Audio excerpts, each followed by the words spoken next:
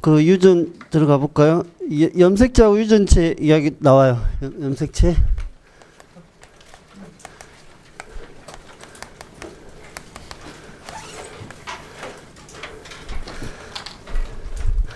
초기에는 요게 그 분열 시 응축이 심하게 돼 있잖아요. 그래서 염색이 잘 되는 거.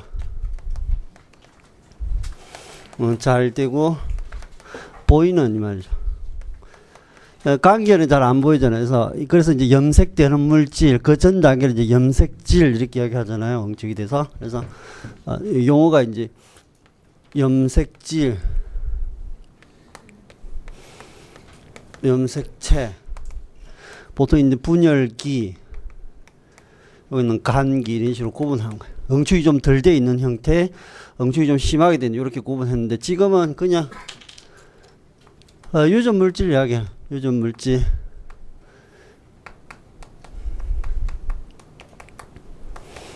그냥 그 염색체 이렇게 하는 거. 세균 염색체 DNA, 세균 유전 물질 DNA 이야기 하거든요. 그러니까 유전 정보 가지고 있는 그 DNA 자체가 하나의 또 염색체다 이렇게 이야기하시면 돼요.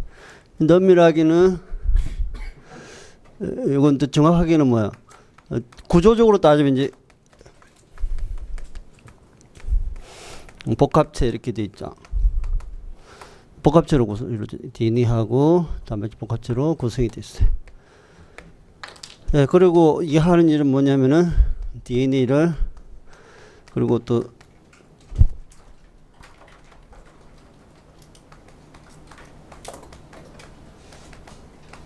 압축시킨 거죠, 이렇게. 보통 이제 DNA가 이렇게 응축이 되어 있는 게 어떤 의미가 있냐면은 세포 공간에 세포 내 패키지 할 때, 그러니까 좁은 공간 세포 내 좁은 공간에 패키지 하는 거예요. 그 다음에 보통 이제 분열 시에 분리를 쉽게 하는 거 있잖아요. 좀 풀어져 있는 것보다 이게 응축이 땅땅하게 되어 있으면은 방에서 탁 달라붙어가 쉽게 분리할 수 있겠죠. 분열 시 분리가 쉬워지면. 그리고 이제 단백질하고 복합체 형성하고 있으면은 유전 정보를 가지고 있는 게 염기세혈이잖아요. 염기세혈. 근데 염기세혈을 단백질에 결합해서 보호를 하는 거예요. 그래서 DNA 유전 정보를 보호하는 거하고 관계있어요.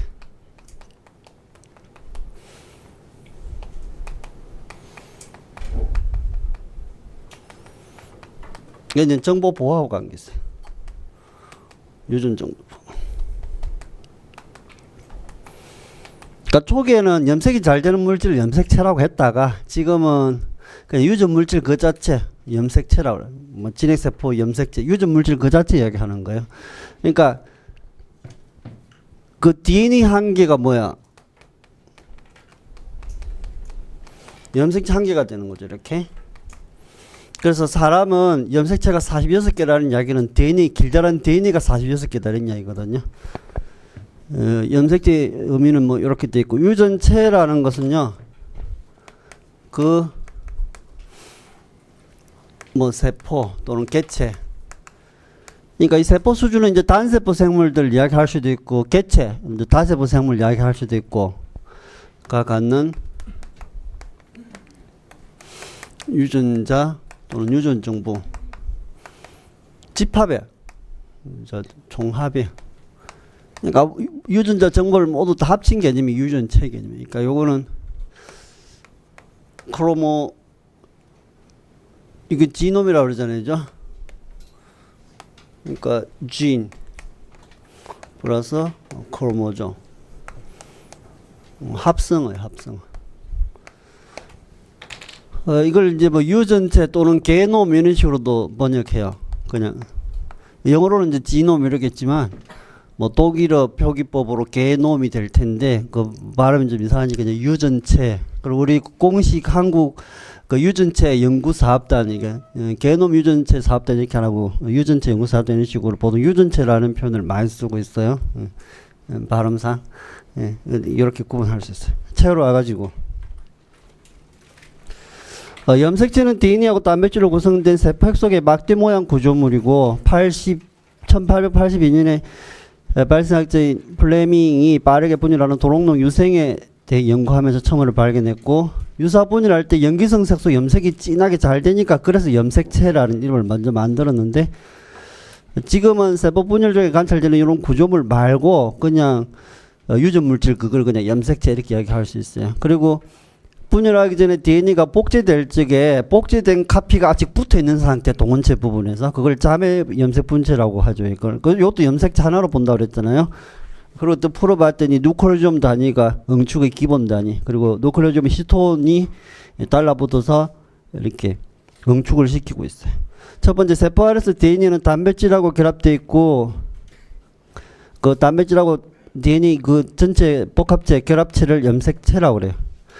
DNA 염색체로의 변형은 DNA를 손상으로부터 보호할 수 있다는 게, 단백질이 결합되어 있으면 물리화학적인 그런 인자 접근이 더 어려워지잖아요. 그런 식으로 유전 정보 보호한다는 거고, 진핵생물 염색체는 DNA하고 히스톤, 염기성 단백질 주체하고 또 염기성 말고 비히스톤 요런 것들도 뭐 있더라는 이야기죠.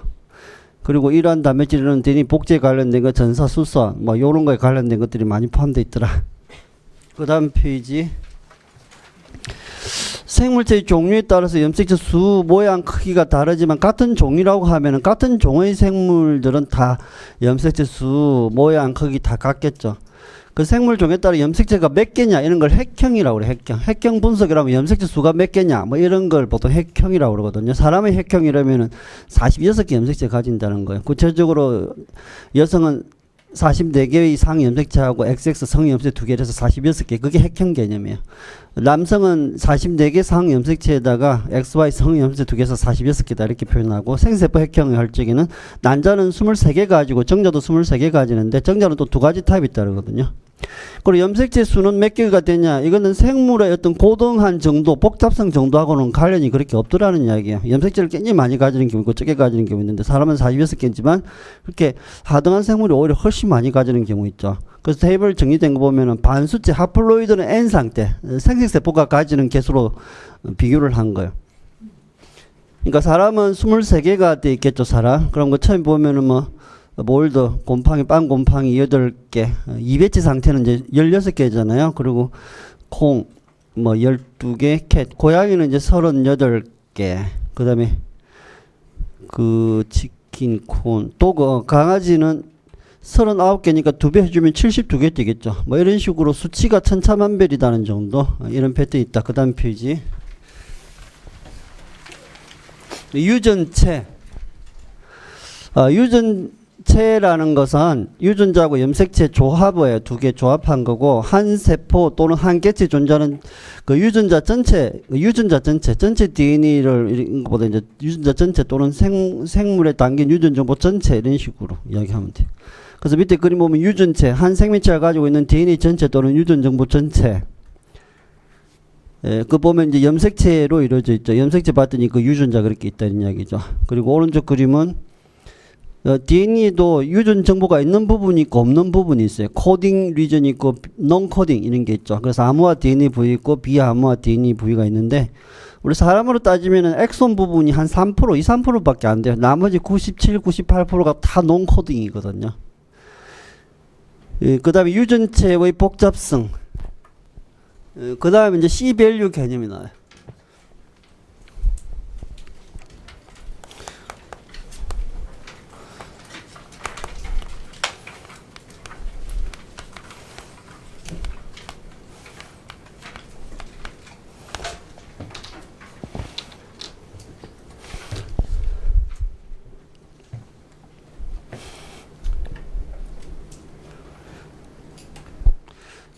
그 유전체의 복잡성이라는 것은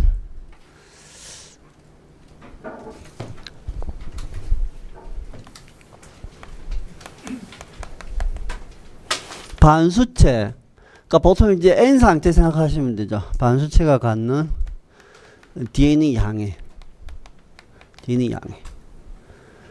그러니까 생물체들이 가지고 있는 DNA 양을 C-밸류라고 그러는데, 그건 반수체, 생세세포 기준이다 이런 이야기. 현 상태가 아니고 생세포 기준이다 이런 이야기예요. 그걸 반수체가 갖는 DNA 양에. 유전적인 복잡성이라는 것은 영어식 표현 이제 제네티, 컴플렉시티. 유전적인 복잡성이라는 거 뭐냐면은 생물의 대사, 뭐 생장, 발달, 생시 또는 행동 등과 관련된 복잡성 이야기합니다. 그러니까 이건 무슨 이야기? 결국은 이 대사, 생장, 발달, 생식, 행동 이런 걸 지배하는 건 유전자거든요. 그래서 유전적인 복잡성이 높다, 낮다는 그하고 그러니까 그 생물하고 관련된 유전자가 많다, 적다 이런 이야기야. 그럼 이걸 바꿔 이야기하면 유전 정보량하고 그 생물체가 가지고 있는 DNA 양하고는 상관관계가 있냐 없냐 이거 물어보는 거거든요. 그러니까 전체적으로는 이 두 가지 관점에서 설명할 수 있어요. 그러니까 유전체 크기와 복잡성 간에는 일반적인 상관관계는 존재해요.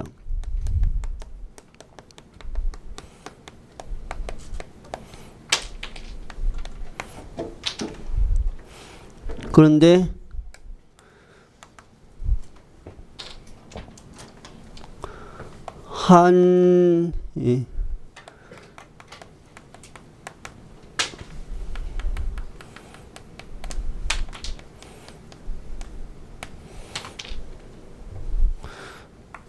종간의 유전체 크기가 매우 다양하더라는 이야기.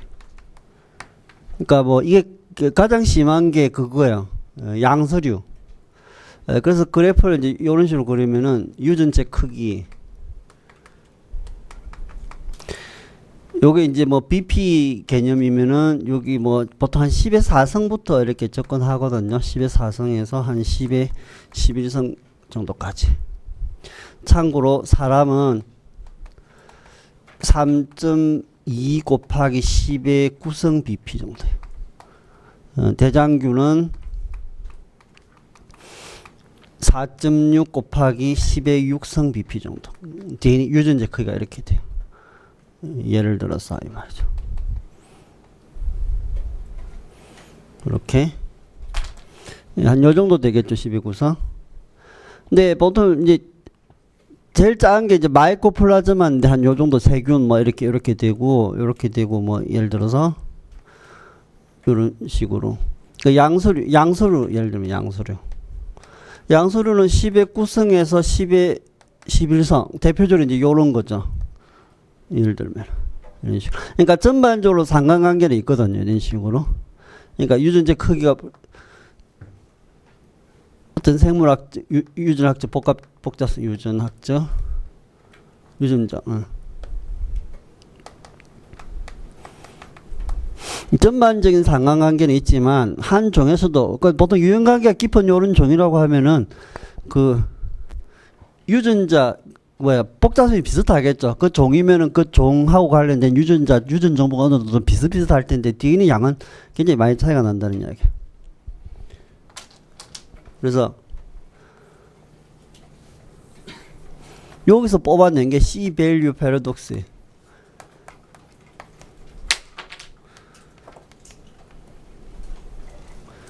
DNA 양적인 차이가 많이 나는 거죠. 왜 그러냐 이 말이죠.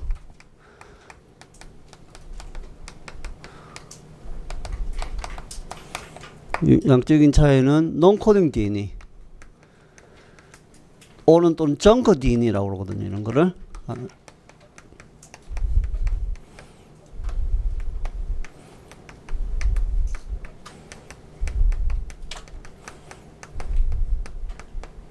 요런 얘기. 그래서 DNA 양적 차이가 좀 많이 존재하는 거. 유전 정보가 비슷하더라도 예를 들어서 뭐 양서류가 유전자를 한 뭐 15,000개 가진다 그러면 비슷하게 대부분 다 15,000개 가지더라도 이 논코딩 정커 DNA 또 뭐 쓰레기 DNA 뭐 논코딩 비암호화 DNA죠. 유전자 부분 뺀 나머지 부분 양적인 차이 때문에 DNA 양이 그렇게 차이 난다는 얘기죠. 그런 식으로 또 염색체 수가 많이 차이 날 수도 있겠죠. 그런 식으로. 유전 정보는 비슷하더라도 이렇게 논코드 이렇게 돼요. 유전적인 복잡성은 유전 정보의 양 정도로 생각하시면 돼요. 유전자 개수 정도로 생각하시면 되거든요. 이제 책에 설명 보면 유전체의 복잡성과 C값. 복잡한 생물체가 단순한 생물체에 비해서 반수체 세포당 더 많은 DNA, 더 높은 C값, 반수체 세포가 갖는 전체 DNA 양을 C밸류라고 그러는데 예상할 수 있지만 일반적으로는 그런 경향은 맞지만 또 많이 튄다는 이야기죠. 한 종 또는 뭐 유행하게 있는 그런 부분으로 뭐 들어가면은 그 생쥐 반수체 세포는 효모의 반수체 세포보다 100배 이상 많은 DNA 포함하고 있고 효모는 대장균보다 더 많은 DNA. 그러니까 일반적으로 이런 게 맞다는 이야기고요. 그 다음 페이지.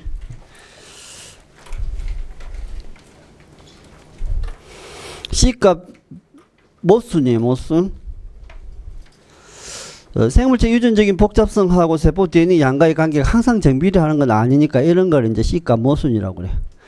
그래서 비록 유전체 크기하고 생물체 복잡성 사이에 관련성이 있긴 하지만 이게 완전한 건 아니다는 이야기죠. 초파리는 메뚜기 유전체보다 약 25배 정도 작은 유전체 가지고 있고 벼의 유전체는 밀 유전체보다 약 40배 정도 적다든가. 근데 뭐 확실히 복잡성이 비슷한 생물체 수도 유전체 크기가 좀 차이가 많이 난다는 거죠. 제일 대표적인 게 아까 양수로 했잖아요.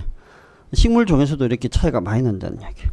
그리고 다양한 생물체 유전체 크기 사람은 3,400 써놨는데 이것도 책마다 좀 뭐 32억 염기쌍, 뭐 여기는 34억 염기쌍이 되는 거죠.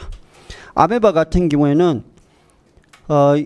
6,700억 염기쌍이에요. 엄청나게 DNA가 큰 거죠, 지금 사람에 비해서. 그 다음에 유전체 크기는 생물체 복잡성하고 관련이 있는가 이렇게 돼 있죠. 꼭 그런 건 아니다. 항상 관계 있는 건 아니고 전반적인 경향이 있다 정도밖에 이야기를 못해요. 그리고 C값 모순에 대한 합리적인 설명은 그 단백질로 번역되지 않는 여분의 DNA 양적 차이하고 관련이 있다는 이야기야. 그러니까 유전자 수로 따지면은 뭐 어떤 상관관계가 직접적으로 있겠죠, 그죠? 근데 논코딩 DNA 때문에 DNA하고 짝을 지우면은 그 상관관계가 좀 약할 수도 있다는 이야기. 그다음 페이지.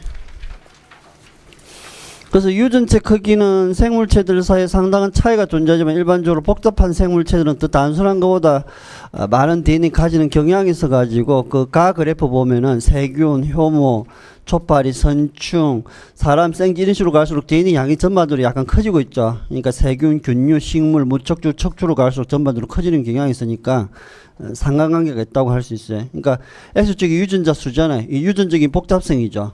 그 생물학적인 거 관련된 유전 정보가 더 많다는 이야기예요. 이런 식으로.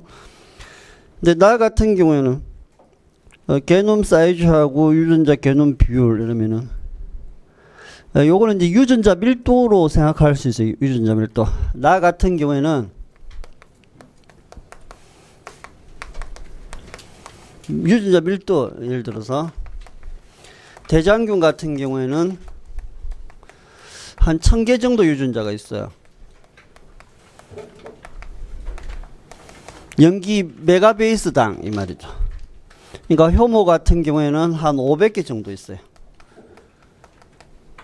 메가베이스당. 사람 같은 경우에는 한 10개 정도 있어요. 유전자. 메가베이스당 이렇게. 그러니까 전반적으로 이 덜 복잡할수록 유전자 밀도가 높은 걸 알 수 있죠. 그죠? 그러니까 복잡성이 덜 할수록 유전자 밀도가 높다 이 말이죠. 여기는 상관관계가 있어요.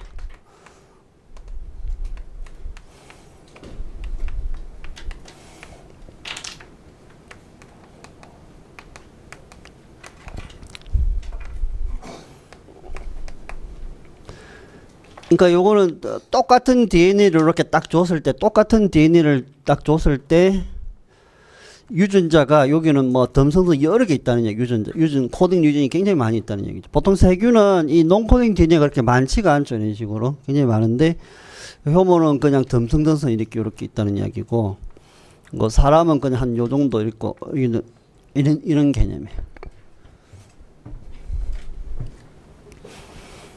그래서 대장균, 효모, 사람 이런 식으로 보면은 게놈 사이즈 커질수록 유전자 밀도가 상대적으로 낮은 걸 알 수 있어요. 이런 식으로. 약간 반비례적인 그래프죠. 이거는 거의 거의 반비례적인. 복잡성이 덜할수록 유전자 밀도가 더 높더라 이런 이야기예요.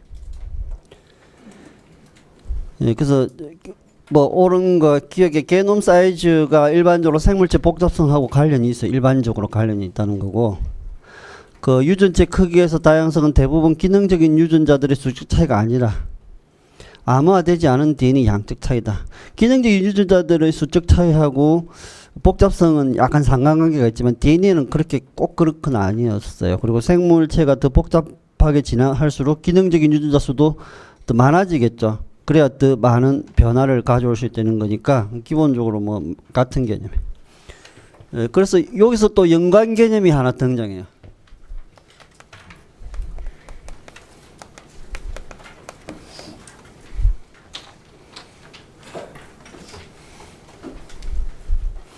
코트 값이 나오잖아요. 코트.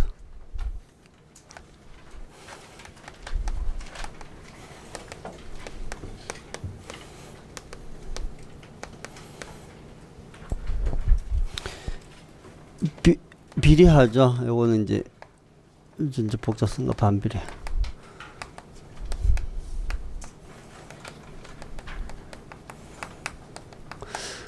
요거는 코트 값은 재생 키네틱스에서 공부했잖아요. 재생 키네틱스에서 공부할 적에 보통 싱글 카피진, 고유한 서를 가지고 있는 그런 DNA가 많으면 많을수록 재생이 더 오랜 시간. 코트라는 게 재생 시간이죠. 뭐 CO는 이제 초기 DNA, 단일가닥 DNA 농도에다가 T니까 재생 시간인데, 코트 값이 크다는 이야기는 재생 시간이 크다는 이야기, 길다는 이야기죠. 그 말은 고유한 DNA 설이 더 많다는 이야기죠. 단순한 것보다는 고유한 그런 게 복잡할수록 더 늦게 어닐링 한다 뭐 이런 개념이라서 우리 코트 값 앞에서 공부한 거 다시 한번 찾아보시기 바래요. 코트 값. 코트 이렇게 돼 있잖아요. 그죠?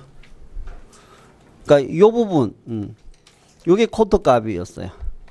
실제로 요게 이제 고유한 싱글 카피 진 단백질 암호하는 부분을 이렇게 되는 거죠. 이렇게. 그러니까 이런 게 많을수록 좀 시간이 더 오래 이렇게 든다는 이야기예요. 그래서 세균의 DNA 코트 커브 작성해보고 진핵생물 코트 커브 작성해보면 진핵생물이 훨씬 시간이 더 길었거든요.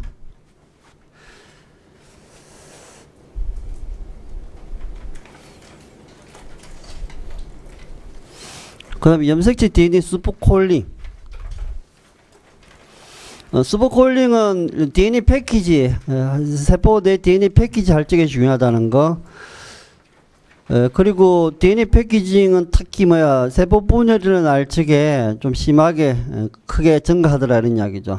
왜냐면 콤팩트하게 응축을 시켜서 세그리게이션은 분리하기 하기 위해서죠. 그래서 세포 분열이라는 알 적에 핵막이 파괴되고 응축이 되어야만 방수사가 이제 달라붙어서 끌고 갈 수 있었거든요. 원핵 세포 DNA 누클레오이드라고 그랬어요. 이중가닥 원형 DNA가 세포질에 심하게 꼬이고 접혀있는 요걸 누클레오이드 형태라고 그랬고, 대장균 세포는 직경이 단지 1 내지 2 마이크로미터이기 때문에 각 세포 내에 존재하는 DNA는 고도로 응축된 상태로 있어야 돼요. 응축된 상태로 있을 적에 꼬리 모양 형태로 이렇게 이루어져 있거든요. 그리고 음성 초나선을 형성하고 있고, 각 염색체 꼬리는 독립적으로 초나선 형성하고 있기 때문에 DNA 저출해서 DNA 한 가닥에 이걸 생기게 하면은 형성되지 않은 고리는 여전히 초나선이다. RNA를 제거하면은, RNA 분해효소 처리하면은 접혀진 유전체 부분적으로 펴진다 해서 그 다음 페이지 실험 그림을 한번 볼까요? 실제로 그 대장균 DNA가 원형 DNA인데 세포 내에 존재하는 정도는 그 C 그림 있잖아요. 거기서 꼬리가 지금 하나, 둘, 셋, 넷, 다섯, 여섯, 7개죠. 옛날 책은 여기 한 45개 내지 50개, 한 45개라고 되어 있는데, 최근 책은 뭐 또 한 25개 정도라고 이렇게 나온 책이 있어요. 그러니까 그런 식으로 더 조직화되어 있다는 이야기, 그런 식으로. 그 상태에서 부분적으로 RNA 분해하는 효소 처리하면은 그 전체가 풀리잖아요. 그 전체 그 스캐폴드에 딱 붙어있던 그 부분이 풀리지만, DNA 처리하면은 슈퍼콜링 된 그 고리 부분만 딱 풀리더라는 이야기. 뭐 약간 구분이 돼요. 그러니까 RNA 분해하는 효소 처리하면 슈퍼콜링을 유지한 상태에서 고리가 파괴되는 거고, DNA 처리하면은 닉을 형성하니 그러면은 그 고리는 유지된 상태에서 어떻게 돼요? 슈퍼콜링만 제거되더라. 뭐 요런 게 있다 정도 이해하시면 돼요. 그다음에 세균에서 누클레오이드 핵양체 플라즈미드 DNA 있고 수보콜링 된 누클레오이드 DNA 있죠. 첫 번째 세균은 핵이 없고 단지 누클레오이드 DNA가 코일 모양으로 뭉쳐 있고 핵막이 없잖아요. 그러니까 DNA가 세포질에 직접 닿아 있어요. 그리고 진정 세균은 히스톤 단백질 없고 히스톤하고 유산 단백질이 염기성 단백질이 DNA하고 결합하고 있는데 대표적인 게 휴 단백질이에요. 뭐 DNA 복제할 때도 이런 이름이 나왔어요. 그리고 고세균은 히스톤을 가지고 있다고 그랬잖아요. 히스톤. 히스톤이 좀 차이는 나요. 왜냐면 진핵은 옥타머 타입인데 고세균이 가지고 있는 테트라머 타입에 4개가 결합된 게 하나의 그 단위 둘러싸고 있거든요. 약간 구분은 되는데 하여튼 히스톤이 있다는 정도 이해하시면 돼요. 그리고 토프 아이소메레이즈는 위상이 성질화 효소인데 뭐 타입 1하고 타입 2 있었잖아요. 세균에서는 타입 2가 네거티브 슈퍼콜링 도입해서 약간 응축을 시킬 수 있거든요. 그래서 그 다음 페이지 보면은 초나선 꼬임 정도는 이중가닥 또는 단일가닥 DNA 일시적으로 절단해서 나머지 가닥을 통과하는 방식으로 링킹 넘버를 바꿔줬잖아요. 그리고 두 가지 형태 토프 아이소메레이즈인데 원 타입, 투 타입에서 투 타입은 두 가닥을 자른 다음에 나머지 가닥을 그 사이에 통과시켜서 링킹 넘버를 마이너스 2 변화시켰죠. 타입 1은 플러스 1 변화시키고 이랬거든요. 예, 요는 앞부분 분자생물학 다시 찾아보시면 되고, 그 다음에 진핵세포, 감기 DNA, 염색질 DNA. 그림 보면 사람 개체 세포 들여다봤더니 세포 안에 핵이 있고 핵 안에 염색제가 응축이 돼 있고 염색제를 더 풀어봤더니 DNA상에 유전자가 툭툭툭 있고 그 유전자라는 것은 결국은 DNA가 그 본체예요. DNA 화학물질이죠. 정보는 염기서열 형태로 저장이 돼 있어요. 그 다음 페이지. 감기의 염색체들은 세포 분열 시에 고도로 응축된 상태로 가 아니라 그러니까 감기니까요. 약간 느슨하게 조금 풀려 있는 타입이죠. 염색질 상태다는 얘기. 과학 케미적으로는 그게 잘 안 보여. 유사 분열이나 감소 분열이 날 적에는 응축이 좀 심하게 되죠, 집중적으로. 그래서 그때는 과학 케미경 관찰되고 제대로 응축된 게 중기 상태였다는 이야기죠. 뭐 이런 건 지문에 나왔죠. 중기 염색체 응축이 심하게 잘 돼 있는 거. 그 밑에 그림 보면은 누클레오좀이 기본 단위에요. 옥타머 구조. 그리고 히스톤 그 꼬리, N 말단 꼬리가 이렇게 쭉쭉 삐져나와 있는데 이게 아세틸화 된다든지 메틸화 된다든지 그렇잖아요. 그래서 아세틸화 되면은 응축이 심하게 풀리고 메틸화 되면은 응축이 좀 더 심하게 되고 이런 식으로 조절을 받았어요. 첫 번째 누클레오좀과 염색지. 감기 진핵세포 핵으로부터 분리된 DNA, 단백질, RNA 복합체를 염색질이라고 한다. 돼 있고, 히스톤이라는 염기성 단백질이 매우 단단히 결합되어 있고, 히스톤은 DNA를 누클레오좀이라고 하는 구조적 단위로 패키지해서 배열한다.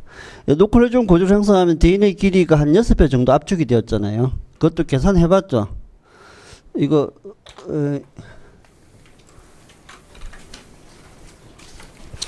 보통 요게 이제 요 길이가 전체 길이가 한 200bp였잖아요. 200bp. 그 다음에 이제 중간 생략했어. 이렇게. 200bp면은 우리가 200bp 곱하기 0.34 나노메타 베이스 페어당 이렇게 하는 거야. 그러면 68 나노메타잖아요. 이게. 그러니까 요렇게 있으면은 넷, 다섯, 여섯, 아홉, 열 요렇게 해서 여기가 한 베이스 페어당 0.34 나노메터였죠. DNA 구조에서. 근데 여기 H2A, H2B, H3, H4 이게 두 개씩 짝이 들어가요. 이렇게. 그러면은 여기 6배로 압축이 돼야 돼요.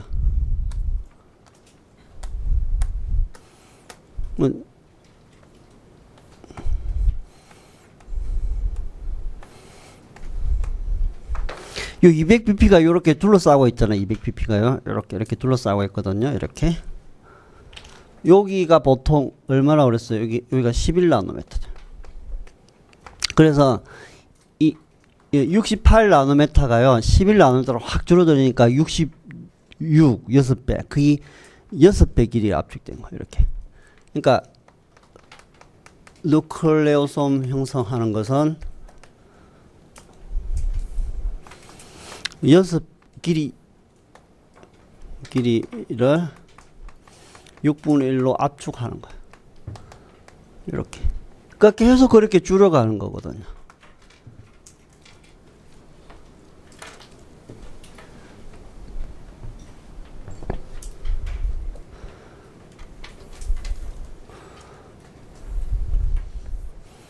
이게 핵이잖아요.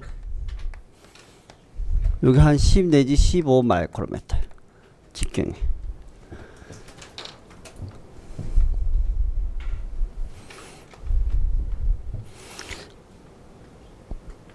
사람 개놈이 얼마? 사람 유전체는 3.2 곱하기 10의 구성 bp니까 여기 길이로 계산해 보면은 3.2 곱하기 10의 구성 bp 곱하기 0.34 나노메타 bp를 주면은 거의 한 1m 되죠. 23개 전체 길이. 한 개 길이도 대강 계산할 수 있죠. 그러면 이게 23을 나눠보면 대강 한 개 염색체 길이가 나올 거예요. 그게 이렇게 들어가 있으려니까 응축이 돼야 되겠죠. 그래서 요게 이렇게 되면 응축이 필수해. 그러니까 길이를 계속 줄이는 그건데 제일 한 게 이제 DNA에서 이렇게 줄이는 거예요. 그래서 보통 여기서 정리하면 이제 DNA 응축 단계 이러면 그만 우리가 공부한 DNA 있잖아요. 그 다음에 이제 누클레오좀 요게 11나노메타 섬유라고 그러죠. 이게 6배 압축됐어요. 이렇게. 그 다음에 요게 또 응축이 되면 이제 30나노메타 섬유라고 그래. 이렇게 됐죠. 그 다음에 요게 300나노메타 섬유. 보통 이제 간기 염색질은 요거 이야기하는 간기. 한 요 정도. 보통 이제 간기 응축 수준이에요. 간기 응축 수준. 그 다음에 더 심하게 되면 이제 700나노메타. 중기 염색제 있잖아요. 중기 염색제.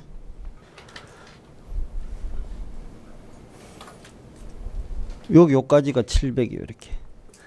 이렇게.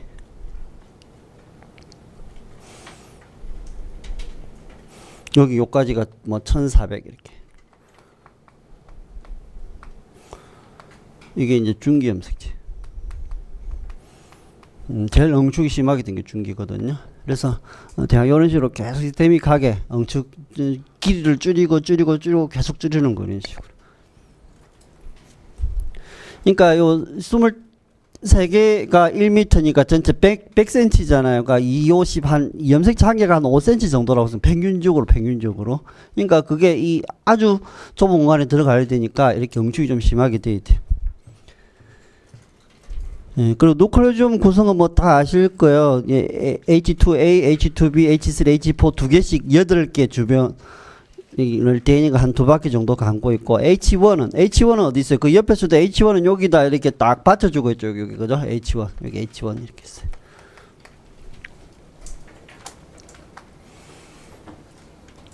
그러니까 히스톤 옥타면은 요거는 이제 보존성이 높아요. 그러니까 이 염기설이 잘 보존돼 있어요. 염기설, 그러니까 유전자 수준에서 염기설이고 담배질 수준에서 암산설인데 잘 보존돼 이 말이죠. 진화적으로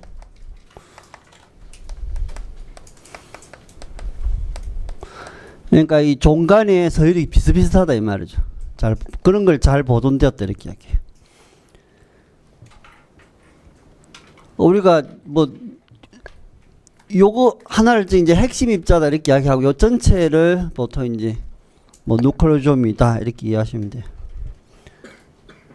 오히려 이제 전체를 누클레오좀이다 하는 게 있고 여기 책에 처럼 이제 크로마토좀 요걸 크로마토좀이라고 하고 이걸 핵심 누클레오좀 핵심 입자 뭐 이렇게 이야기하는데 뭐 그냥 이 전체 그냥 누클레오좀이다 이렇게 이해하시면 돼요. 그 다음 페이지. 지금 중기 상태로 심하게 응축된 거야. 그 있죠.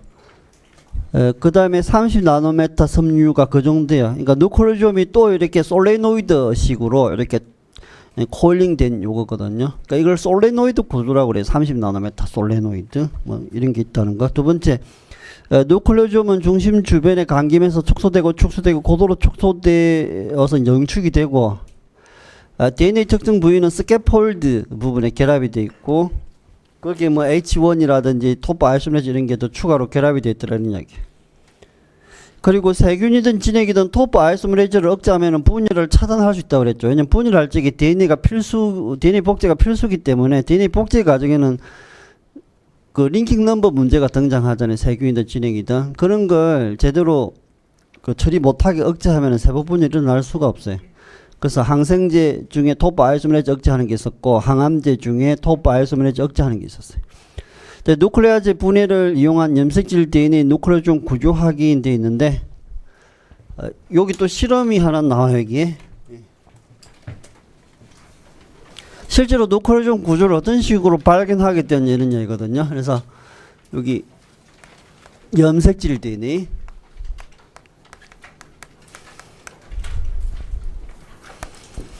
보통 이제 염이온 농도가 조금 낮은 조건에서 이렇게 분리해주면은 약간 염 농도를 낮춰주잖아요. 그러면은 여기는 응축이 심하게 되어 있지만 요런 식으로 보여요. 이렇게 감기 염색질 DNA를 분리했더니 이렇게 보여요. 이렇게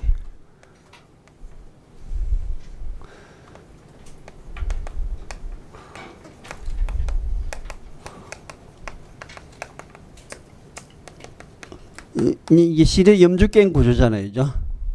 요게 비주얼 스칭이.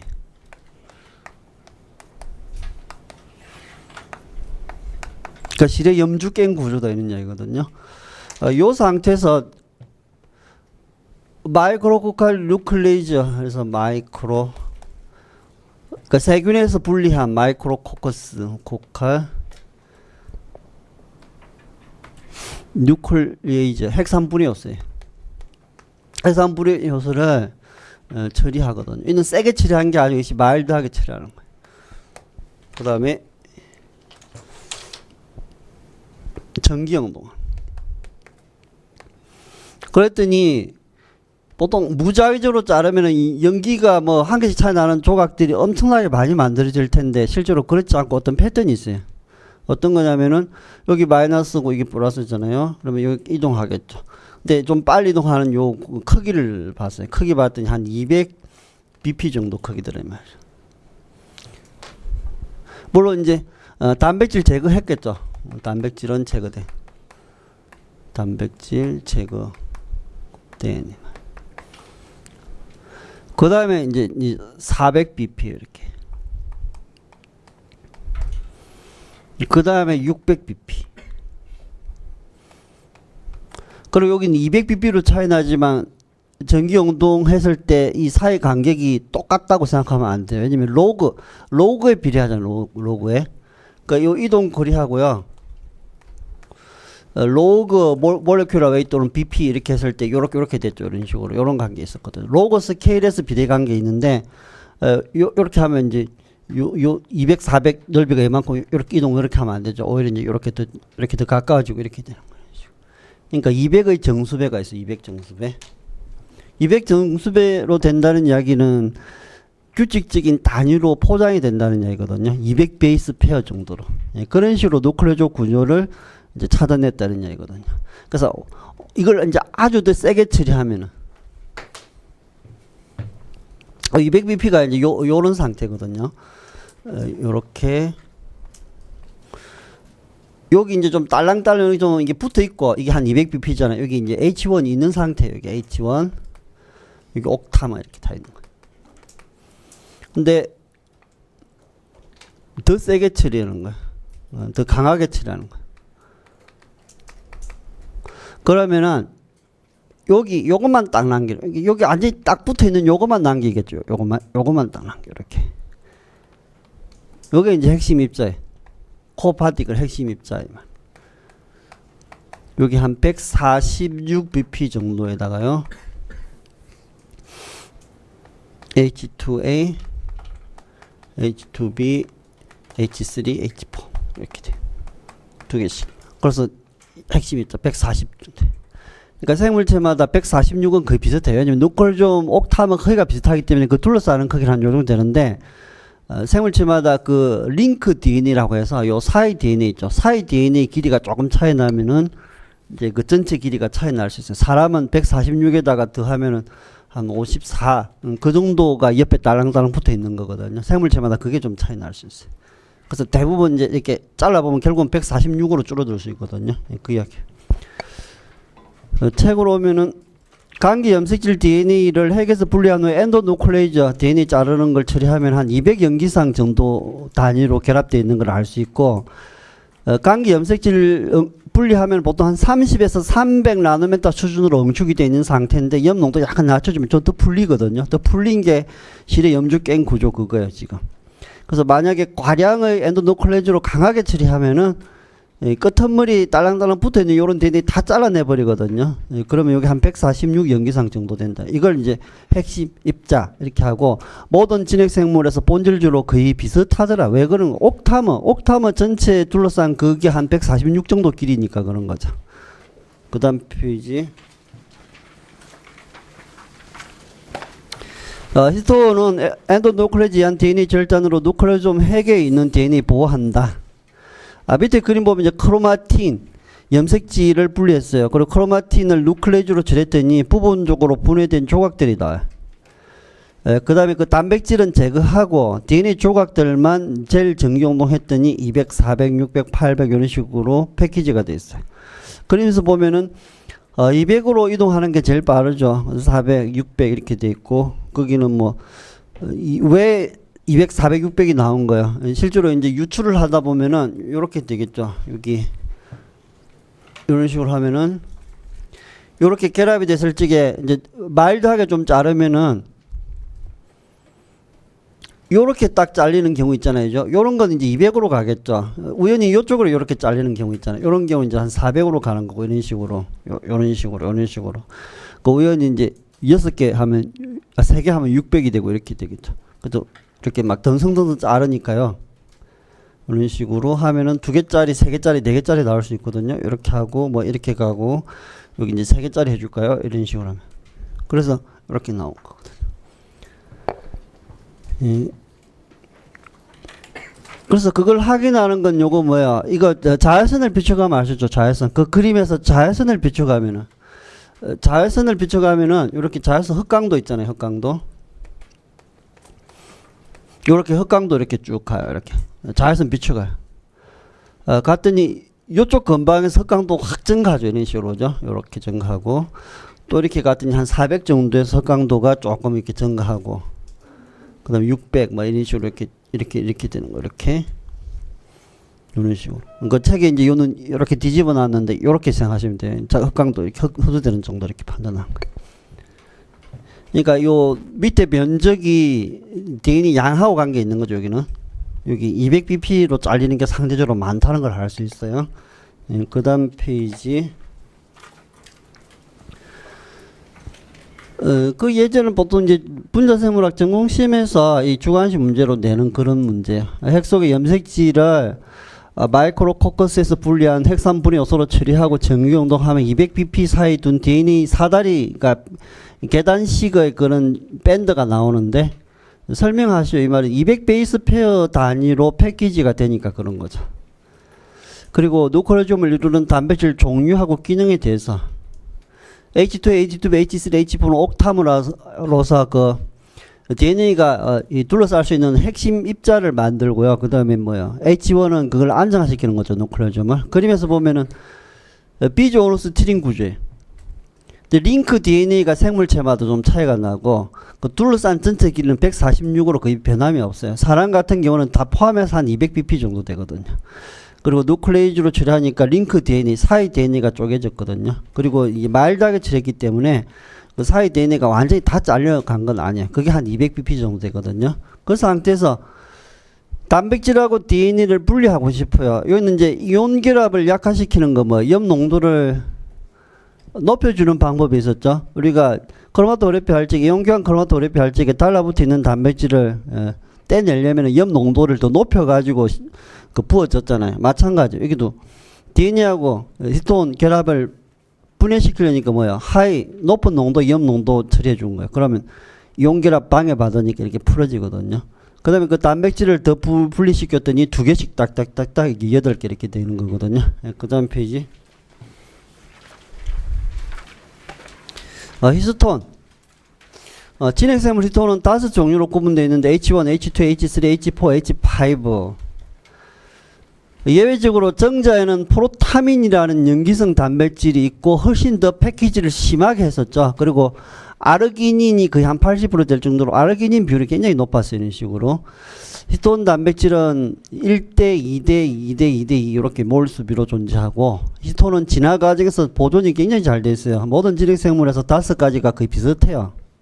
그러니까 H1이 조금 서열 차이가 있지만 2, 3, 4 이런 건 서열이 거의 비슷하거든요. 그다음 히스톤에 많이 있는 아미노산이 아르기닌하고 리신, 염기성 플러스 전하띄고 있는 요런 아미노산들이고 인산계하고 이온 결합을 할 수 있어요. 이런 식으로. 그리고 히스톤 화학적 변형은 염색체 구조를 변화시킬 수 있는데 아세틸화 시키면은 풀어지게 해서 전사가 잘 일어나게 했어요. 그 부분을 진정으로 바꿔줬고 탈아세틸화 효소는 그 아세틸기를 떼내면은 플러스를 다시 회복하죠. 메틸기를 붙이더라도 플러스는 유지가 됐잖아요. 그래서 탈아세틸화 플러스 메틸화 전사 억제 기작이고 이질 염색질로 응축을 시켰거든요. 밑에 그림에서는 메틸기가 있는 그런 상태로 응축이 심하게 돼 있고 아세틸기가 빠져나간 거죠. 아래쪽은 아세틸기가 달라붙어 있으니까 풀려서 전사가 잘 일어날 수 있는 상태. 그리고 세포 소유관 DNA 미토콘드리아 위험록체 히스톤이 결합되어 있지 않은 거죠. 원형 DNA 들어가 이런 이야기예요. 그 다음 페이지. 히스톤 단백질 설명으로 틀린 거. 염기성 아미노산인 아르기닌하고 리신이 매우 풍부하고 모두 5가지 진화적으로 잘 보존이 되어 있고 아미노산이 거의 비슷해요 실제로. 그리고 아세틸화 아세틸화 메틸화 이런 식으로 변형을 거치게 되고 히스톤은 구조적 성분으로 응축에만 관여하는 게 아니고 유전자 발현 조절이라든지 이런 거에도 영향이 있죠. 후성적인 유전 이런 거 전체적으로 히스톤하고 관련된 거 한번 찾아보시고 히스톤에 대한 설명으로 틀린 거. 구조적 역할을 하는 거 맞고 중성 pH에서 양전화되는 염기성 단백질 맞고 5가지 가지고 있는 것도 맞아요. 진화적으로 잘 보존되어 있는데 그 중에서도 특히 서열이 거의 유사한 게 H3하고 4야. 특히 보존이 잘 되어 있는 게 H3A4야. 그 다음에 아르기닌하고 리신이 한 20-30%, 한 15%에서 30% 맞아요. 틀린 것은 관계 염색질은 부분적으로 풀어주면은 보통 우리가 분리할 적에 부분적으로 풀어지게 염 농도를 약간 조정해 주거든요. 그러면 시대 염주갱 구조 그런 식으로 전자현미경으로 관찰이 돼요. 그 중에 구슬에 해당되는 부분이 누클레존 구조. 그리고 핵심 입자는 한 146 염기상 DNA. 세균에는 히스톤이 존재하지 않지만 미토콘드리아 염록체 히스톤이 결합하고 있다. 이거 잘못된 거죠. 그러니까 진정세균, 고세균, 미토콘드리아 염록체 다 구분할 수 있어야 돼요. 고세균에는 존재하지만 진정하고 미토 염록체는 존재하지 않는 거고 진화적으로 잘 보존이 되어 있고 응축하는데 H1이 필요하다. 이도 맞아요. 그 다음 페이지. 그래서 기출 문제를 다시 한번 리뷰해 볼까요? 앞에서도 한번 봤지만 지금 A하고 B가 서로 자매 염색 분체 관계잖아요. 카피된 거죠. 카피본이라서 염기설이 똑같은 DNA가 동원체 부분에 코에신 단백질에 의해서 딱 붙어 있는 형태거든요. 그리고 니언은 히스톤에서 염색소 응축에 관련된 리신 장기는 응축이 되어 있을수록 아세틸기가 없어야 돼요. 그래서 가 상태보다 더 많이 아세틸화 되어 있는 게 누구냐면은 가하고 나를 비교한 거잖아요. 나가 더 아세틸기가 더 많이 있는 거죠. 가가 아세틸기가 더 많이 있어요. 그러니까 4번에 이게 틀린 거죠. 그 다음에 H4수하고 H1 아까 1대 2대 2대 2 비율 있죠. 그 비율을 물어보는 이 맞죠. 그리고 가장 뚜렷하게 관찰되는 시기가 중기에 제일 관찰이 잘 돼요.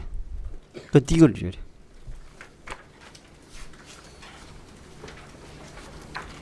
그 다음에 염색체 구분은 이제 상염색체하고 성염색체.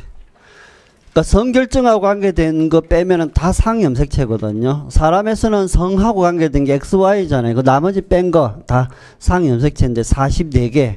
쌍으로 치면은 22쌍이 되는 거예요. 그림 보면은 난자는 그 23개 염색체 가지고 있는데 X 한 가지만 가지고 있죠. 성염색체로 따지면은. 근데 정자는 2가지 타입이 있거든요. X 정자 가진 거 있고 Y 정자 가진 거 있고 23개 가지고 있어요.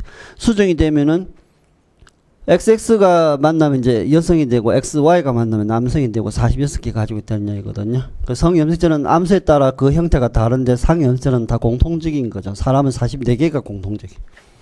그 다음 페이지. 이 배치 상태에서 그 생세포 만들 적에 난자는 X타입밖에 안 만들어져요. 근데 정자 같은 경우는 X타입, Y타입 두 개가 만들어져서 사람에서는 수정할 때 성이 결정되는데 정자가 성을 결정하는 거예요. 정자가. 그리고 Y 염색체상에 있는 SRY 유전자가 TDF 정소 결정인자 만들어서 역시 Y가 있냐 없냐에 따라서 남성이냐, 있으면 남성이죠, 없으면 여성, 이렇게 됐거든요. 네, 그리고 밑에 그림은 상동 염색체 개념하고 자매 염색 분체 개념인데, 첫 번째 그림 보면은 카피된 게 아직 붙어 있는 상태잖아요. 그 염색체 하나로 보고 자매 염색 분체는 유전적으로 똑같은 거예요. S기에 DNA 복제 일어날 때 그때 딱 카피된 거거든요. 여기는 염색체 몇 개 있는 체세포냐면 하나, 둘, 셋, 6개 있는 체세포예요. 그래서 2N은 6 이렇게 표기할 수 있어요. 그리고 복제된 게 붙어 있는 동안에는 염색체 하나로 계산하거든요. 12개로 계산 안 하고 하나로 계산하거든요. 그 다음에 상동 염색체 복제되기 전에는 부에서 온 거 하나, 모에서 온 거 하나 이렇게 짝으로 딱 두 개가 있었는데 복제될 적에는 부에서 온 것도 카피되고 모에서 온 것도 카피되어서 이렇게 돼 있어요. 그리고 교차가 일어날 적에는 그 비자매 염색 분체 있잖아요. 비자매 염색 분체 간에 교차가 일어났었거든요. 이것도 다 정리되어 있죠. 그 다음 페이지. 그 다음에 상동 염색체.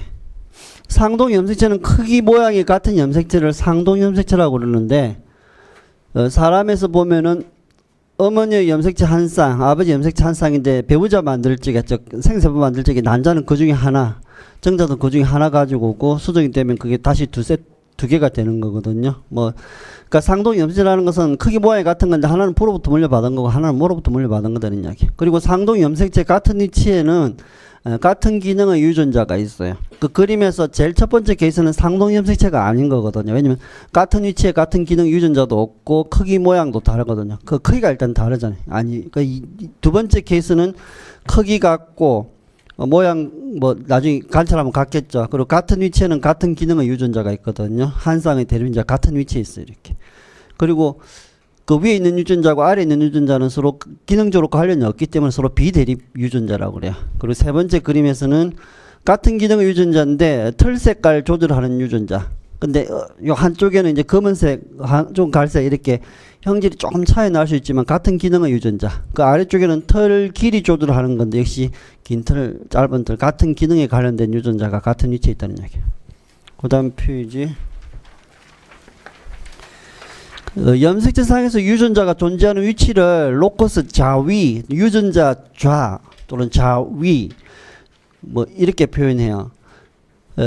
그 설명 보면 한 염색체상의 특정 유전자 좌의 털 색깔 결정하는 유전자가 존재하면 상동 염색체도 이와 똑같은 유전자 좌의 털 색깔에 관계된 유전자 같은 위치에 있다는 이야기죠. 염색체 두 개 있잖아요, 그죠? 근데 그 유전자가 서로 다른 색깔 대립 유전자일 수 있다 이렇게 돼 있어요. 그리고 상동 염색체는 부계하고 모계로부터 각각 한 개씩 유전된 거거든요. 그림에서도 상동 염색체 기원을 추적한 게 뭐예요? 생세포가 수정이 일어날 때 이렇게 반씩 이렇게 가져왔잖아요. 그래서 그게 한 세트씩 되는 거거든요. 그리고 그 밑에 그림 보면 마찬가지. 일단 각기 상동 염색체 쌍으로 존재하는 각 염색체는 자매 염색 분체 만들기 위해서 일단 복제가 돼요. 카피됐죠. 그러니까 분열하기 전에 무조건 DNA를 복제해야 되잖아요. 그죠? 복제한 상태에서 다시 분열하면은 원래 DNA를 유지하는데 여기는 감소 분열하니까 염색체 수를 반으로 줄여야 돼요. 그래서 연속 2번 분열하면은 염색체 수가 반으로 줄어들 수 있어요. DNA 양이 역시 반으로 줄어드는 거거든요. 일반 체세포에 비해서.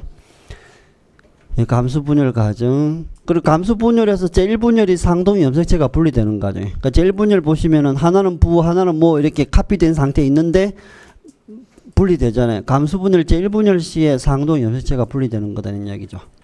그다음에 상동 염색체는 서로 다름으로 제일 분열 전기 교차, 중기 염색체 쌍 배열에 따라 난자 정자 갖게 되는 조합은 매우 다양해지고 다양한 자손이 만들어질 수 있다. 일반적인 개념은 다 알고 있죠. 그 다음에 이제 감수 분열하고 상동 염색체 분리. 우리 감수 분열하고 관계된 일반적인 개념 간단히 살펴보면 이렇죠.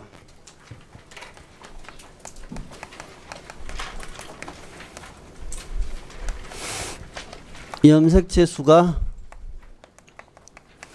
2분의 1로 줄어든 감소한. 그러니까 뭐 예를 들어서 보통 일반적으로 2n 상태에서 n으로 가는 거죠. 근데 만약에 배수체가 4n이다 이러면은 4n도 감소분해를 할 수 있거든요. 그때는 이제 2n 상태가 되는 거예요. 이런 식으로. 6n이다 이러면은 3n 이렇게 되는 거예요. 이렇게. 유사분열은 그냥 이렇게 되는 거죠. 그래서 2분 하고 연속 2회 분열이 일어났잖아요. 그래서 한 개에서 4개 배우자 만들었어요. 근데 이것도 이제 암수에 따라 달라져. 동물이든 식물이든 보통 수컷에서는 한 개에서 4개가 되지만 암컷에서는 한 개가 발생에 필요한 성분을 다 가져가고 나머지 3개는 보통 핵만 가져가서 태화되는 게 일반적이에요. 그건 동물에서도 그렇지만 식물에서도 마찬가지 대부분 그렇거든요. 나중에 식물 생식 부분 공부할 적에 그게 나올 거예요. 그러니까 한 개, 4개 만들. 그러니까 보통 한 개에서 하나, 둘, 셋, 넷. 이제 수컷 같은 경우에는 앙크 같은 경우는 이제 한 개 있으면은 여기 한 개 거의 다 가져갔죠. 그래서 이렇게 하나, 둘, 셋. 기능적인 건 하나만 남겼고 이렇게 이 부분은 이제 나중에 태화되거든요. 이런 식으로.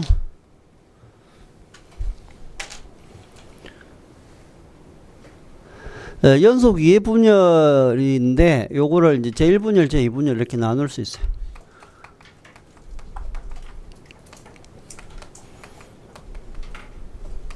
제1분열이 상동 염색체가 분리되는 거죠. 상동 염색체가 분리돼.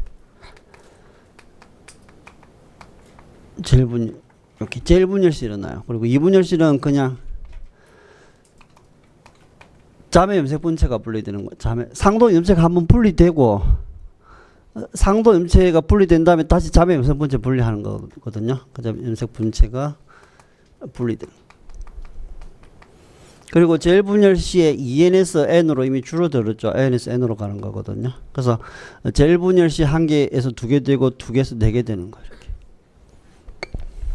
책에 그림 보면 그 이야기죠. 이제 감소분열 하기 전에 DNA 복제가 일어났어요. 그래서 젤분열 할 적에 상동 염색체가 일단 분리됐죠. 2개가 이제 반으로 나눠졌죠. 상동 염색체가 또 자매 염색체 2개로 이루어져 있으니까 이제 2분열 시에 자매 염색 분체를 이렇게 탁탁 떼내는 거런 식으로. 첫 번째 감수분열. 감수분열은 생식소에서 일어나고 배우자, 즉 생세포 만들어요. 그리고 감수분열의 의의라는 건 염색체 수를 일정하게 유지한다는 게 중요하거든요. 이 염색체 수를 일정하게 유지한다는 하는데 중요해요. 감수분열의 의의라는 게 있어요.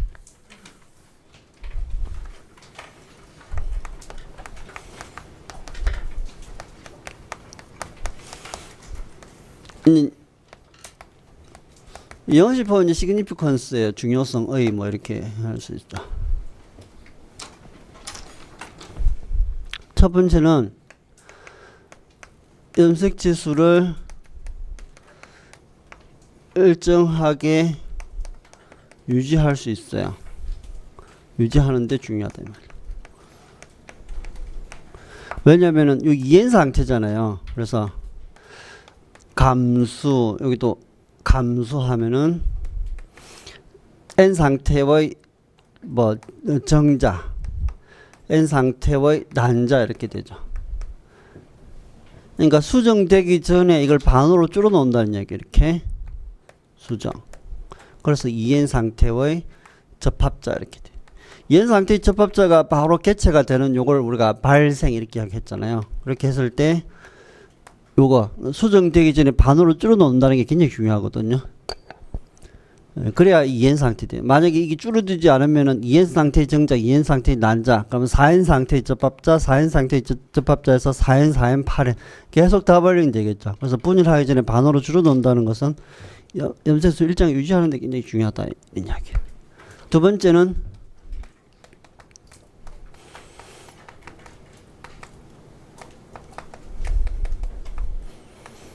자손의 유전적인 다양성을 제외해주는 자손의 유전적 다양성.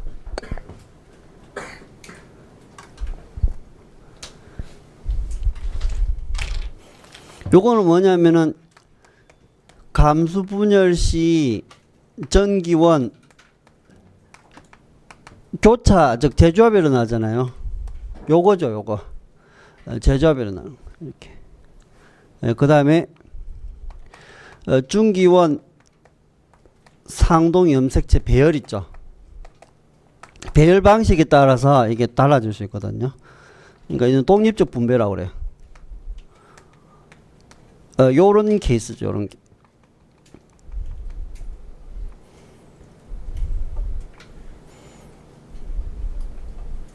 여기가 A.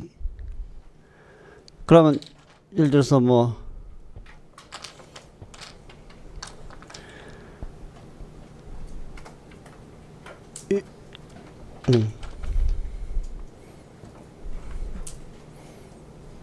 감수분을 할 때 이렇게 상수제가 짝을 이룬 상태로 이렇게 배열하잖아요, 적도면에. 그래서 여기가 스몰 a 이렇게 돼 있어요.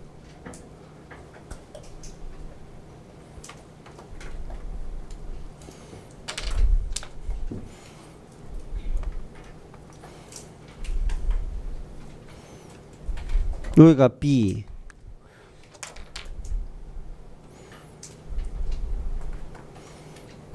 여기가 뭐 B 이렇게 했어요. 요렇게 배열하는 방식이 있고, 또는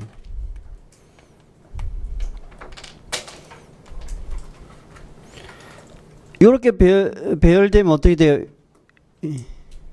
요렇게 배열되면 여기는 나중에 생세포가 라지 B 가지고 있는 거 되고, 여기는 스몰 a 스몰 b 가진 거 되잖아요, 그죠? 생세포가 이렇게 달라질 수 있어요. 근데 여기가 A 있고 여기가 스몰 A죠. 스몰 A 있는 부분에. 근데 여기 스몰 B가 이렇게 오는 거예요. 이렇게. 여기 있고 이렇게 배열할 수도 있거든요. 이런 식으로. 여기 라지 B 이렇게 돼. 그럴 때는 이 나중에 이제 반으로 나눌 적에 라지 B 가지는 스몰 B 가지고 있는 생세포 있고 스몰 A 라지 B 가지는 생세포 있거든요. 이렇게 여기는 라지 B 이렇게 하니까 배열 방식에 따라서 배우자 유전자 조합이 달라지는 거. 유전자 조합이 달라지는 거예요. 이런 식으로. 그래서 유전자 조합이 달라진다는 이야기죠.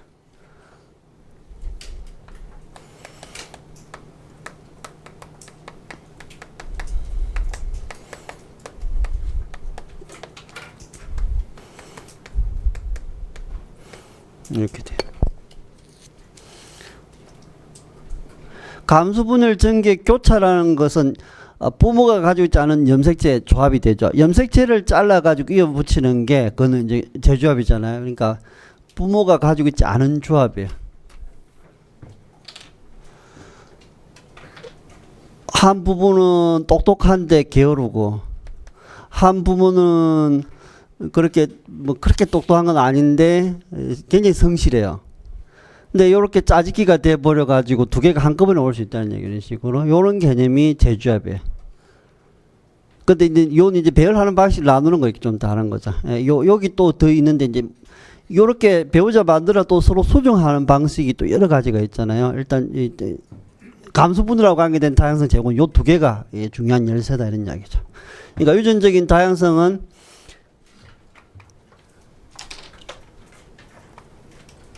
환경 변화에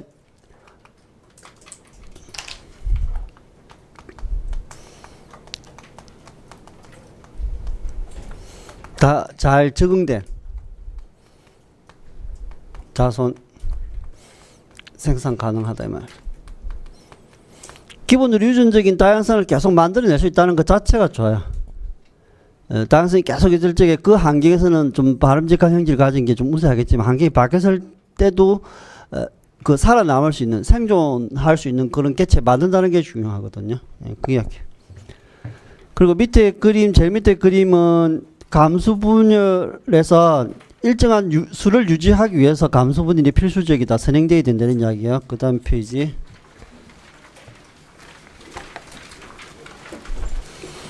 감수분열이 진행되기 전에 사람의 46개 염색체는 모두 복제가 돼야 돼요. 그러면 DNA 수준에서는 92개가 되겠죠.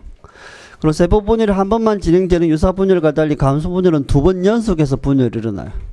그리고 제1분열 시에 상동 염색체가 분리돼요. 제1분열 시에. 제2분열 시에는 자매 염색물체가 분리되고 분리되는 시가 전혀 달라요. 그리고 사람의 경우에 감수 분열 결과 23개 DNA 즉 23개 염색체가 갖는 4개의 새로운 생세포가 된다는 이야기.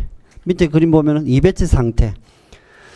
성인 여성은 23개 염색체상 46개 염색체, 성인 남성 23개 염색체상 46개 염색체. 감수 분열하면 23개로 탁탁 줄어들었고 N 상태라고 그랬죠.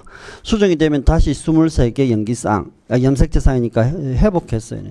유사 분열은 염색체 수 변화 없이 그냥 쭉 일어나는 거거든요. 유사 분열하고 감수 분열 뭐 차이 이해하실 거고. 그 다음 페이지. 감수 분열에 의해서 대립 유전자가 분리된다는 거.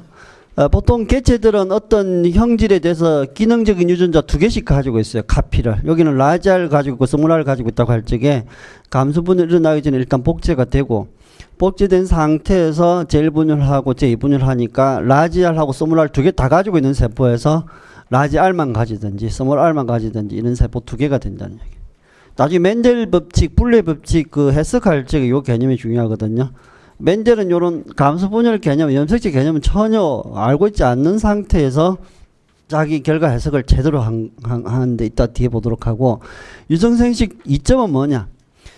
무성생식은 뭐 일정한 한계에서 빠르게 자손을 남길 수 있는 게 장점이었지만 유전적으로 고정적이기 때문에 변하지 않기 때문에 환경 적응력이 낮았잖아요. 유성생식은 반대로 다양한 자손을 만들 수 있기 때문에 적응이 쉽다는 얘기야. 적응에 유리하다는 이야기. 환경이 바뀌더라도 살아남을 수 있는 개체 만들 수 있다는 이야기죠. 그 다음 표지. 그래서 그 자손이 굉장히 다양해요. 고양이 한 마리가 낳은 새끼들이 이렇게 유전적으로 굉장히 다양하더라는 이야기고. 그리고 배우자 생성 과정, 감수분열 시 일어나는 교차. 전기원 동안에 교차 일어나서 염색체가 재조합이 될 수 있다는 이야기예요. 그래서 부모가 가지고 있지 않은 유전자 조합을 가진 그런 염색체가 만들어질 수 있고 그게 자손의 표현에 영향을 주는 거고, 그리고 감수분열 동안에 상동 염색체 편성, 그 중기원 상태, 중기 상태 이게 딱 배열하잖아요. 그 배열 방식이 달라지면은 다른 조합으로 생식세포가 염색체를 가지게 된다는 이야기야. 그리고 수정 과정에서 무자기적인 조합, 그렇게 다양하게 만들어진 세포들이 무자기적으로 수정하죠. 사람 같은 경우에는 한번 계산해 볼까요?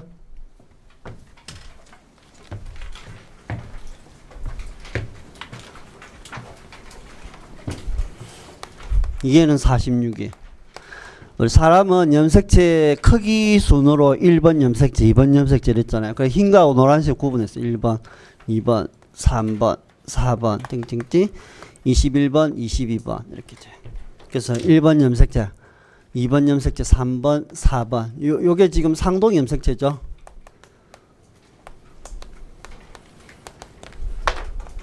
크기 순으로 이렇게 비교한 거거든요.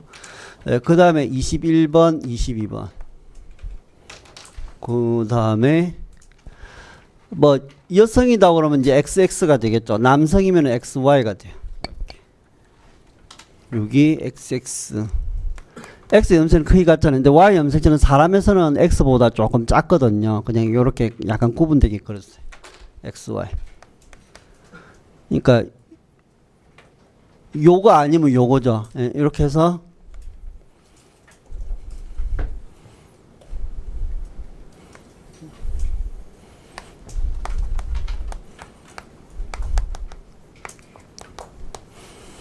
생세포, 형성세포는 일종의 줄기세포였거든요. 우리가 앞에서 공부했듯이 EN 상태 46개 가지고 있어요. 그럼 감수분열 해볼까요? 감수분열.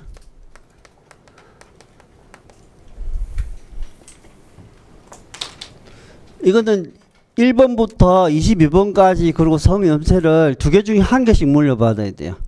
그러니까 염색체를 물려받는 방식 있죠. 염색체 물려받는 방식이 1번 염색체 흰 거를 물려받느냐 노란 거를 물려받느냐 두 가지가 가능해요. 두 가지. 그래서 두 가지. 2번 염색체도 흰 거를 물려받느냐 노란 거를 물려받느냐 두 가지 가능해요. 물려받을 수 있는 경우의 수가 여기 두 가지. 그러니까 동시에 일어나야 되니까 꼽으로 해줘야 되겠죠. 그러면 두 개. 4번 염색체도 두 가지 가능하죠. 그 다음에 1번 염색체, 22번 XY 염색체 이렇게 하면은 이게 23선까지 염색체 조합이 돼요.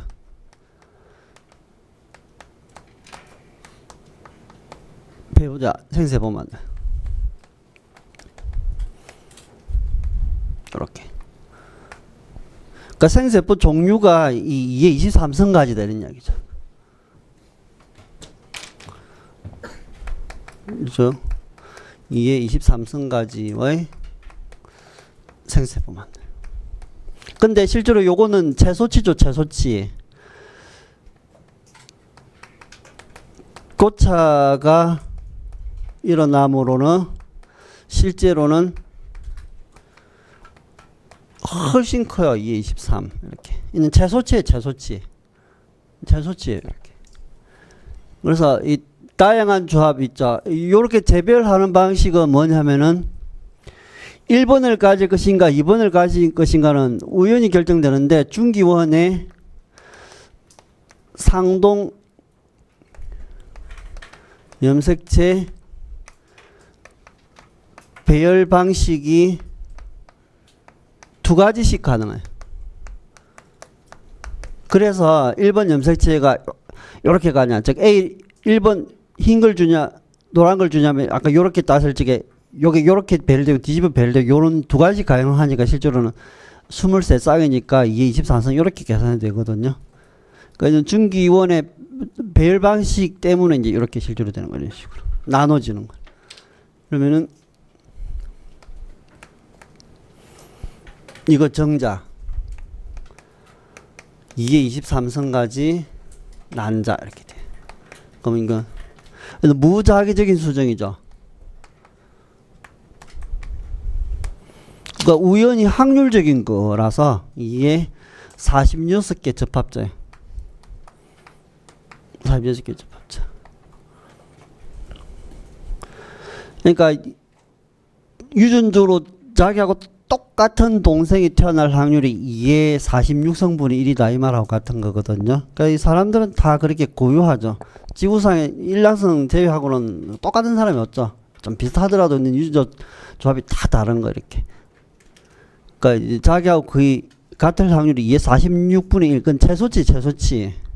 실제로 교차 일어나기 때문에 훨씬 더 많을 수가 있다는 이야기죠. 유전적으로. 예.